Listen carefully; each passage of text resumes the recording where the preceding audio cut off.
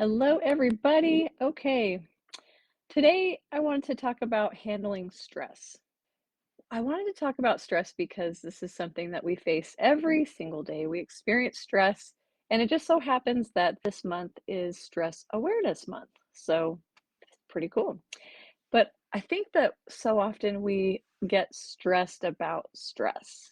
We're experiencing stress. We think I shouldn't be feeling stress. Something's wrong with me, something's wrong with the world, and the stress causes more stress. And so I want to offer a couple things today. I want you to think about stress as being like indicator lights in your car. And you have the gas light will come on to let you know you need to get more gas. Or the check engine light will come on, which could be a lot of things, which could be tricky. Need to change your oil. There's tire pressure. There's all kinds of different things that you might see on your dashboard in your car that helps you to know that there's something that needs to be taken care of. They're not there to freak you out necessarily. They're not there to create more anxiety, but they're there to show you that there's something that needs to be taken care of.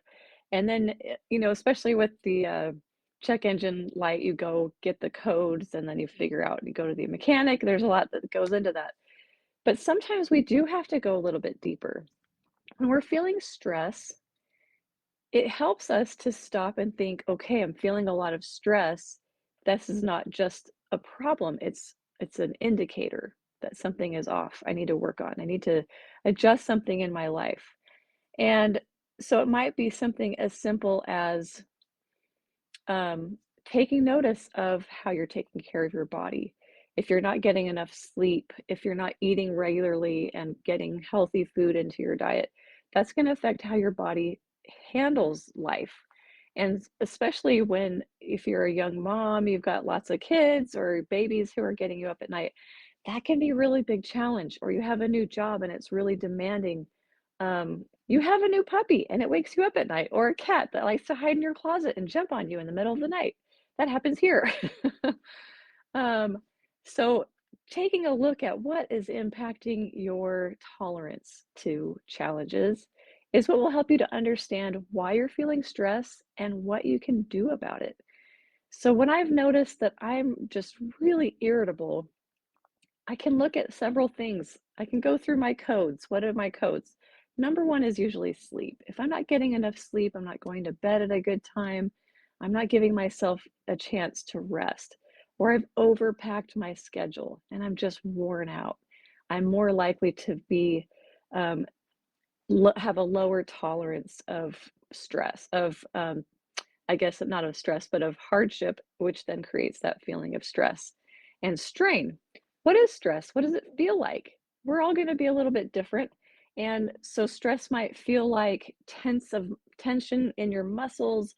You might find yourself having a hard time, relaxing and slowing down your heart rate and breathing more slowly and deeply. Well, if that's what the stress is doing to your body, then take notice of that and say, okay, my heart is just pounding. I need to slow my heart down. Okay. And big, deep breathing can help slow your heart rate. It can bring your body into a more relaxed state. I always love to quote Leah Davidson, who says that a relaxed body can't feel stress. So the more you can relax the muscles in your body, the more you can reduce that experience of stress. Stress is not just a condition that you can't do anything about.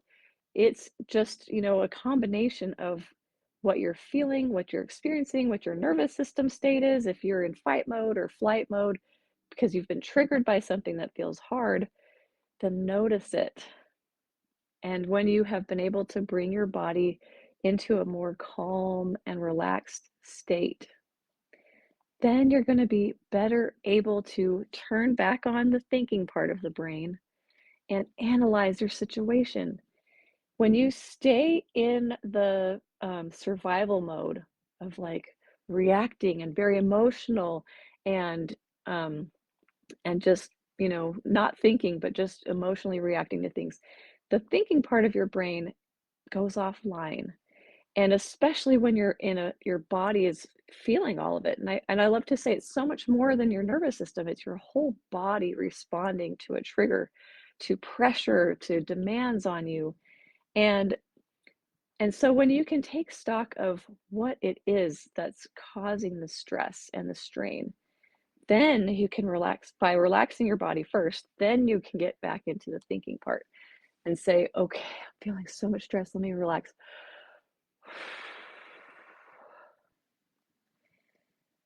Whew, and just like that deep, long exhale, that sends a signal into your nervous system that you're safe, it's okay.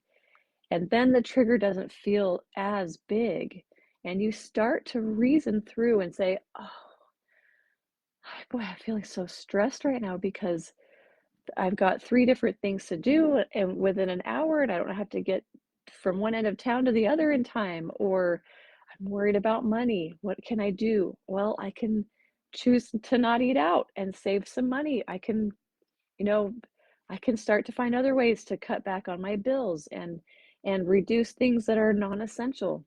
But that thinking and that problem solving part of your brain has a much harder time to to help you if you allow your body to be really tense and your heart rate is up and your breathing is fast and shallow. So give yourself that moment. Stand outside.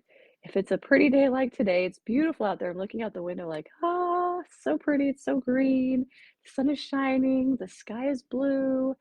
And it's just lovely. So we take a minute to do that, to step outside and enjoy nature and enjoy the beauty around us. That can also help to calm us down, bring down the stress level. And you just start to feel immediately, you feel that relaxing, that calming, that reassuring and comforting feeling. And then you can start to say, and I always like to say, when as you're calming your body down, you have to also bring in some thoughts that are going to support you. So as you're calming your body down, say things like, oh, this is challenging, this is hard, but I've got this, I can do this. I'm really good at figuring things out. Okay, what I need to do is adjust this or eliminate that, or I just need to lie down and relax for a minute. I need to rest. If you have a very demanding job, that can be difficult because you're in an office setting and you can't just lie down on the floor. Maybe you could, I don't know. What would people say? Maybe that's a good way to help you. Just have a moment. You can close the door or say, "Don't step in for a few minutes. I just need to." But maybe you're, in a faster paced place than on your break. Find a place. Don't just get on your phone and start scrolling. Your brain needs time to declutter. So instead of scrolling, that's not real relaxation. You kind of go into hypnotic state when we're watching TV, when you're scrolling. But real relaxation is being aware of yourself, aware of how you're feeling, aware of your surroundings, and being very mindful and very tuned in to reality right around you. So that's why scrolling is not a great way to de-stress. It just sucks you in and it takes over instead of you taking control. Um, so my other thought I wanted to share today, stress awareness. Being aware of stress in other people. Oh my goodness. See, this is where conflict can really just collide in a relationship and explode when we're not being mindful of the stress other people might be feeling. And if they're a little bit catty or they're a little bit grouchy and a little bristly, instead of us reacting to the bristle and coming back with our own quills and knives and claws, we can take a minute. Look how they're stressed. They're feeling overwhelmed. They're feeling that something is really hard. This is going on inside of them. I didn't necessarily create that. Maybe they came home with it. Maybe they've been carrying it for days or weeks or years. And it's nothing to do with you, but you get caught in the crosshairs, right?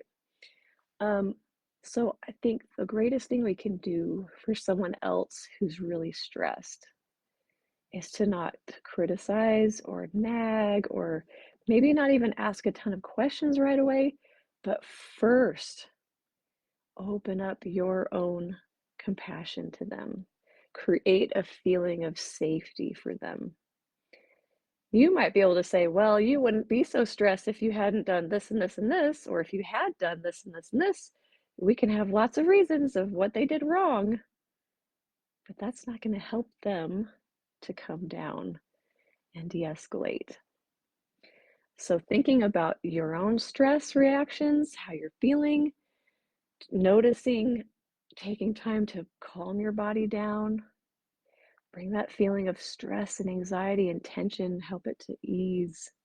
We can't just make problems disappear. I wish we could. If I were just relaxed and suddenly everything was fine and there's no problems in my life, that would be great. We'd all be we'd all be like the guru yoga masters, all of us, because we could just poof, our problems go away. But we feel more confident and we're capable of handling difficult things. We won't react in such a big way when we do give ourselves time to relax, bring the body down into a calmer state, and then we're better able to see in other people, they're having a hard time. Why do I have to fight back? Why don't I just love them and give them a feeling of comfort and encouragement for me? I can be that safe space for them. I can help influence their nervous system to be able to calm down and relax and come out of survival mode and realize it's okay. They're not in danger. They're going to be okay. These things are difficult, but we can get through it. You'll be a problem solver. You'll be able to figure out a new way of doing something so that it gets better. You learn from it. You see, you just got to move on. So that's what I have for you today. I hope that you get something out of that. And I hope that you start to feel that sense of capacity, that you have that resilience, you have it in you, and you can then offer that feeling to other people, the people around you who matter the most. So thanks so much. I'll see you later. Bye bye.